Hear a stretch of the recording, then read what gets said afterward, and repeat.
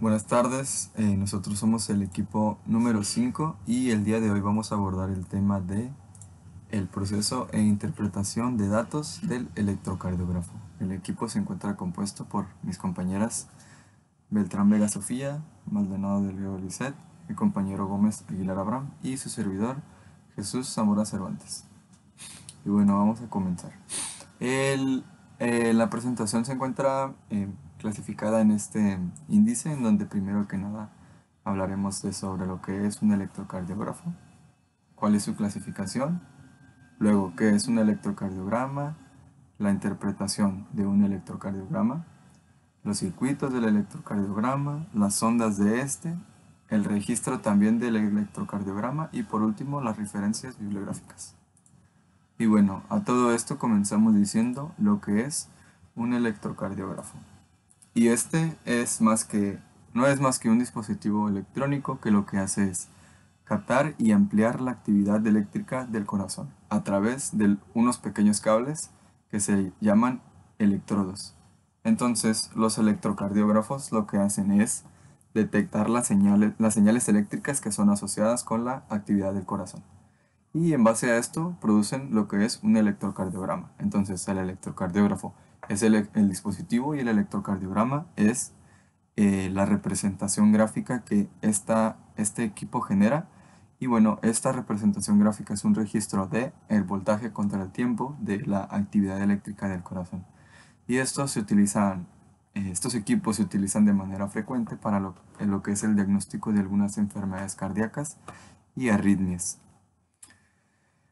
Bueno, también se encuentran los electrocardiógrafos más complejos, que son los multicanales, y a diferencia de los monocanales, lo que permiten los multicanales es lo que es determinar la respuesta de los pacientes frente a un medicamento o a un tratamiento de medicamentos específicos, y bueno, en base a esto poder observar las tendencias o cambios que tienen la función cardíaca y poder dar seguimiento para ver si es positivo o negativo.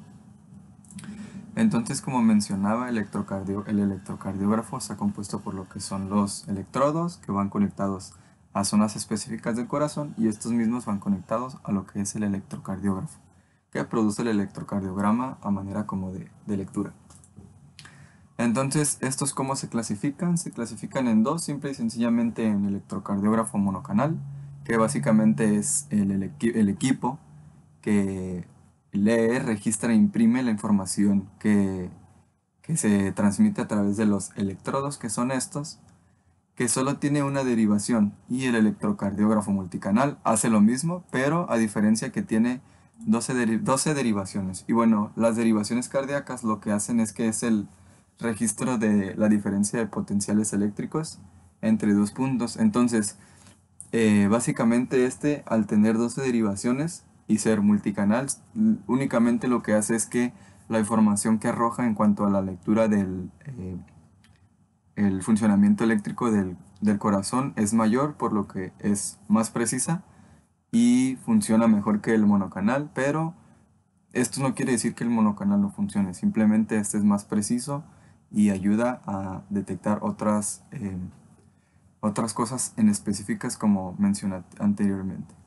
Y bueno, toda esta información la pueden encontrar en la página del CENETEC, donde se encuentran mucha información sobre dispositivos médicos. Continuamos con qué es un electrocardiograma. Un electrocardiograma es un método útil en el cual se van registrando las actividades eléctricas cardíacas, es decir, las actividades que se dan en el corazón. El corazón tiene una función muy importante, el cual es bombear sangre. Este se contrae y por lo tanto produce estímulos eléctricos que pueden ser registrados. Como se muestra aquí, el ECG, que significa electrocardiograma, es un gráfico en el que se estudian las variaciones de voltaje en relación con el tiempo. Esto hace referencia a que en el corazón, al momento de registrar las señales que está emitiendo, estas se denominan como diferencias de potencial que son amplificadas y de esta manera pueden registrarse en un electrocardiograma. Estas pueden ser visualizadas a través de un monitor en diferentes tipos de onda, que se hablará de ellas más adelante. Cuando se tiene el monitor, se dice que el paciente está siendo monitorizado por el médico o médica adjunto o que está a cargo de él. Continuamos con la interpretación de un electrocardiograma. Esta parte me parece que es de las más importantes dentro de este tema, ya que es básicamente cómo saber de qué está hablando el electrocardiograma, saber interpretar sus datos. Dentro de esto se tiene en cuenta una línea denominada isoeléctrica o línea basal, que es la principal por la cual se dan las alteraciones cuando se obtiene el primer latido, segundo latido, tercer latido. En la parte baja se encuentra la representación de dos latidos cardíacos consecutivos en el electrocardiograma. Se da el primer latido, tiene una alteración, es un tipo de onda, y luego está la línea isoeléctrica, que vendría siendo la separación entre el primero y segundo latido. Para la correcta interpretación de esto se utiliza un papel milimetrado, que es por donde discurre el registro de la línea. Cada cuadro pequeño mide 1 milímetro y al observar con detenimiento puede comprobarse que 5 cuadros pequeños forman un cuadro grande. Horizontalmente, el papel de registro corre a una velocidad constante de 25 milímetros por segundo, por lo que cada milímetro equivale a 0,04 segundos.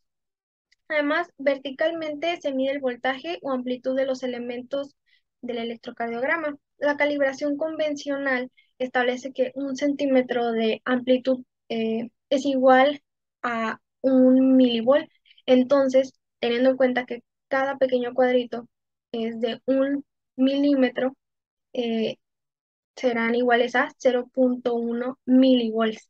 Y un cuadro grande, que es de 5 milímetros, será igual a 0,5 milivolts, que es como se observa ahí, lo cual es la línea azul de, de manera vertical. La calibración puede variar.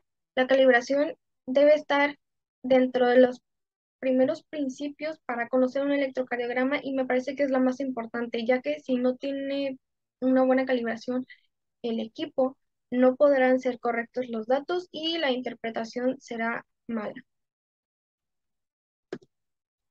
Por último, los invito a revisar este video que es de las generalidades del electrocardiograma. Me parece que está muy bien explicado, tipos de ondas, cómo se debe interpretar, lo que yo les acabo de explicar, los cuadritos, etc. Eso es todo por mi parte. Gracias. Circuito de un electrocardiograma. La señal que se adquiere por este sistema será visualizada y procesada externamente por un PC utilizando un software específico. Esta tabla que vemos registra valores de diferentes estudios referidos en un valor muy pequeño, lo que representa un problema para el revelamiento de estas señales, ya que la visualización se hace muy complicada a esos niveles tan bajos de voltaje y les hace susceptibles a la interferencia y al ruido, por lo que las señales se deben de ampliar, aislar y filtrar para tener una correcta lectura de los puntos de interés. En el filtrado, como ya mencioné, la señal del electrocardiograma es muy susceptible a ser afectada por diferentes tipos de señales eléctricas, algunas de carácter externo al circuito de medida y otras de carácter interno.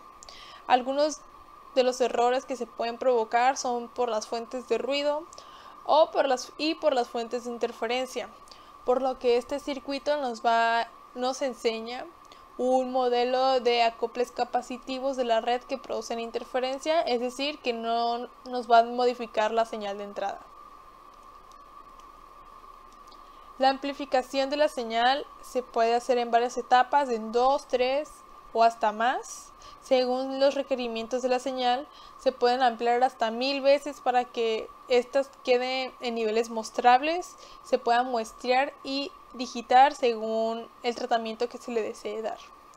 El CMRR o índice de rechazo en modo común es la relación entre la señal modo común y la señal diferencial. Estas son las señales de entrada con las que vamos a trabajar y nos determina cuánto la señal diferencial se ampliará respecto a la amplificación de la señal modo común. Si el CMRR es grande y la señal de interés se amplificará mucho más que la señal en modo común.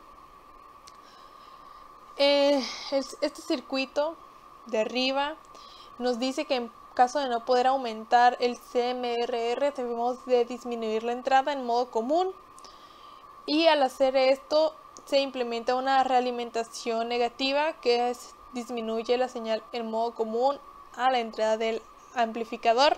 Esta imagen de abajo, que es un circuito que va a trabajar en esta parte de la realimentación negativa. Finalmente se elige un modelo de circuito de amplificación y filtrado para mostrar los parámetros típicos del diseño del mismo y algunas de sus características. Una característica requerida era que deben de tener poco ruido y alta impedancia. Esto se implementa en la etapa de entrada o en etapa de reamplificación. Finalmente, el circuito de un electrocardiograma completo es este de abajo. Se unen muchos circuitos de filtros, de estos filtros que se muestran, que son bastantes, y pues de amplificadores y otros circuitos. En su conjunto obtenemos este gran circuito. Bueno, yo les voy a hablar sobre el registro del electrocardiograma. La actividad eléctrica en nuestro corazón es medida con un dispositivo o equipo llamado electrocardiograma, el cual lo hemos venido analizando a profundidad a lo largo de esta exposición. Para su registro, la corriente eléctrica es conducida a través de los electrodos que se colocan al paciente. Específicamente se colocan 10 de ellos. 4 en las extremidades de la persona, que con esto me refiero a brazo izquierdo y derecho y pierna derecha e izquierda. Y los 6 restantes se colocan en las zonas precordiales, ubicados en la caja torácica. Este dispositivo también cuenta con un amplificador que magnifica la señal y un galvanómetro que es el encargado de mover la aguja inscriptora que va a dibujar las ondas dependiendo pues de las capacidades del corazón de cada una de las personas. Este registro también se puede realizar de dos distintas maneras. El primero es el examen de esfuerzo y el segundo es la monitorización con Holter. En el primero se utiliza principalmente en los atletas de alto rendimiento. Se realiza antes de una competencia o una temporada en el que el atleta está corriendo arriba de una caminadora con los electrodos puestos en las partes anteriormente mencionadas. Esto con el fin de conocer sus signos vitales y saber si está en buenas condiciones para competir. Y por su parte, la monitorización con Holter se realiza por un periodo más largo, aproximadamente 24 horas. En este periodo la persona trae consigo el electrocardiograma, uno más práctico, como se puede mostrar en la imagen, el cual pues hace sus tareas cotidianas de una manera normal y para monitorear sus signos vitales durante 24 horas. O puede ser un periodo un poco más extenso o un poco menos extenso, dependiendo de las indicaciones del doctor. Como ya lo mencioné anteriormente, la aguja inscriptora pues va a dibujar las ondas en el papel, pero estas ondas tienen algún significado y es importante conocerlas. La primera onda que vamos a analizar es la onda P, que representa el momento en que las aurículas están contrayendo y enviando sangre hacia los ventrículos. Esta consta de dos partes. La primera es la despolarización de la aurícula derecha y la segunda parte es la despolarización de la ventrícula izquierda. También tenemos el segmento PR, que durante este periodo las aurículas terminan de vaciarse, produciendo una relativa desaceleración en el corazón. Una vez que se contrajeron, hay un momento como descanso donde las aurículas se relajan. El siguiente onda a analizar es el complejo QRS, que corresponde con el momento en que los ventrículos se contraen y expulsan su contenido sanguíneo. La onda P se refería a los aurículos y el complejo QRS a los ventrículos, que son las dos cámaras por las cuales está compuesto nuestro corazón. Este complejo se compone de 3 ondas. La primera es la onda Q, que es la desapolarización del centro intraventricular, que es una onda negativa porque está por debajo de la línea media. La segunda onda es la onda R, que es una onda positiva, es la despolarización de la ventrícula izquierda. Y por último, la onda negativa, que es S, es la despolarización del ventrículo derecho.